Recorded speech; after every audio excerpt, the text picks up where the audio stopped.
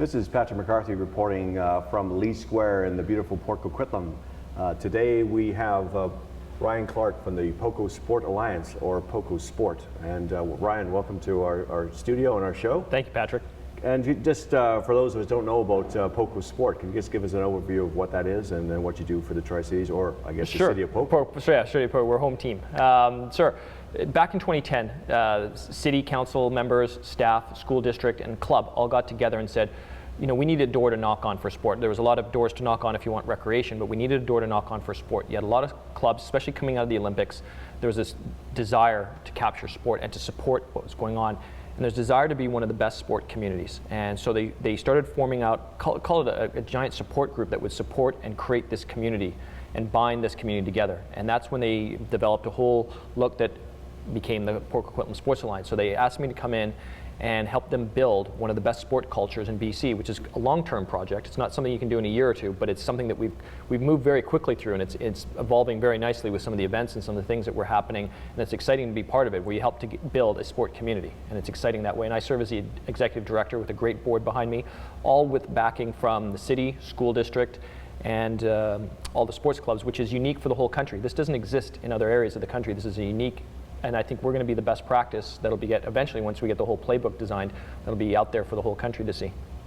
And for this role, it's really something that they went out and recruited somebody with that skill set. This wasn't just a volunteer position. This is I got fortunate. Yeah, I got fortunate. I was being recruited for another position. I actually had already pretty much accepted another position. The same person who's recruiting me came in and said, "Have a look at this." And you know, when you think about your life and what you do, and you try to think of unique things, and I thought, what a unique opportunity to do something that's not being done anywhere else, and come in and work hands-on with mayor, council, school districts, and all these clubs.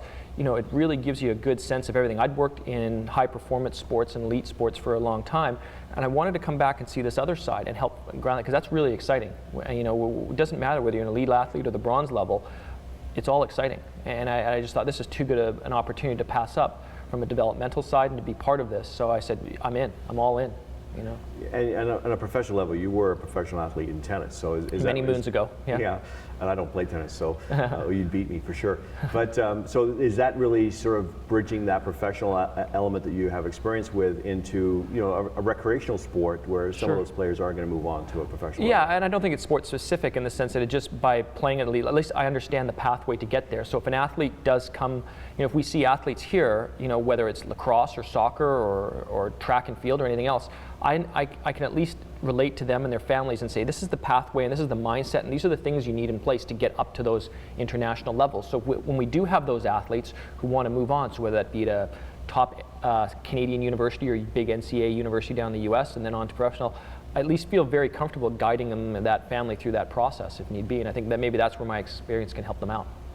And then I guess in Port Coquitlam there's some athletes that we're seeing that in local magazines and newspapers, but for yourself you deal with all of them. So all of them. So can you give us an idea of some of the athletes that are really coming up in our city? Well, we've got, on the female track and field side, we have two javelin throwers who are the best in the country for call it the under 20 age group. One's down at the University of Arizona and we have another one at the University of Nebraska who are both top NCAA Division I athletes. Right after their first year, they're already in the top rankings. I've seen them. One went to Riverside, one went to Archbishop Carney. On lacrosse side, I see that we're a hub for lacrosse. We have athletes here, young athletes being recruited to all the big university programs. On the girls' side, I know right now we have a team that's won 4 provincial championships straight on lacrosse. And we have Dan Stroop, who's a local guy who's in the Lacrosse Hall of Fame, who coaches them. We've got so many resources, I think, for a sport like that. And it's only getting better with all this stuff. When you hear of a new recreation complex, which is coming down the pike, you've seen a new professional bike race here. The interest in sport keeps growing. I think that's going to really bind and get everybody excited. We've had good traditions in basketball. We've had good traditions in high school football. So you can see there's a whole bunch of opportunities for people to get involved here. So the new rec center in Port Coquitlam, how important do you think that is to taking sport in this city to another level? I think it's big because for the young kids, it gets them involved in movement and physical activity early, because that's going to be such a drawing place. With being so close to the downtown area, they'll be able to come down into a hub. And that's what's important. You create hubs, and they'll come down into these hubs and get physically active at an early age and see and visualize other things going on. And that's going to lead them into other sports, into the club sports. And we have so many great clubs locally, that'll lead them in. So it's a great catalyst for that.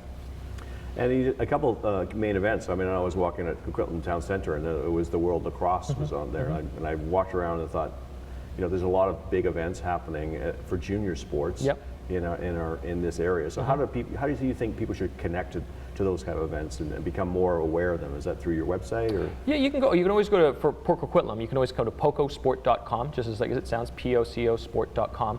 We'll list off stuff. We have our Facebook too. That's always a great way to follow us. Follow us on our Facebook page. We're always listing what's going on, whether it's tryouts for teams, registrations, local athletes who have done well. We're always putting that out there, or calls for volunteers to get involved with local sport. You can get involved with playing, just coming down and watching great free entertainment at any of the public facilities, or volunteering, getting involved with one of the local clubs, volunteering at any of the major events that come along. There's so many different ways to engage, which it can be a really fun experience and a great social platform as well. So a great place if you want to learn where to volunteer, where to play, or where to go and see some great sport.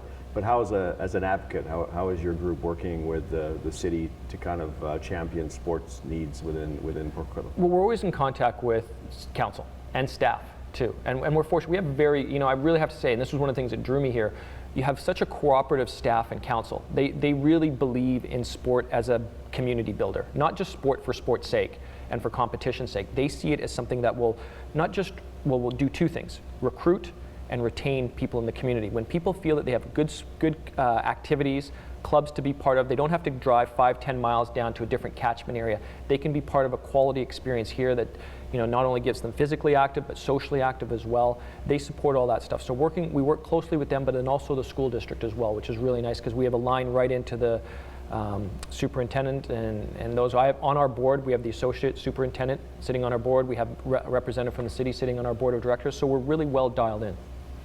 And for those of us who may not have realized they've I guess, been touched by your influences, the Poco Grand Prix is one of the big events for Poco this year. And, yeah. And there's a story about how that kind of came to the city. Well, I think Patrick, it puts the city on the map, on the pro sport map. Like, that's a professional event. World-ranked cyclists come here to compete, and that's only going to grow. And it's exciting when you see that. I was lucky about a year or so ago. I was looking around for events to bring to the city that can just kind of fit in, and happened to have a connection through that was tied in with these events with BC Super Week Racing, and I went out and sat out, and we had a feeling we could go and grab one of these events and bring it to the city. And I remember having a chat with them over a couple coffees and talking to them, and called the mayor on the cell phone, and then called the head of the city too and said, what do you think? And they said go get some more information, and then we brought it back to them, and then they ran with it, and then mayor championed it, and city our city staff helped champion it as well, and they did a great job. They took it and ran with it from there, and they did such a great job. And I know what we heard right off the bat, once we finished it, the next day you've got the head of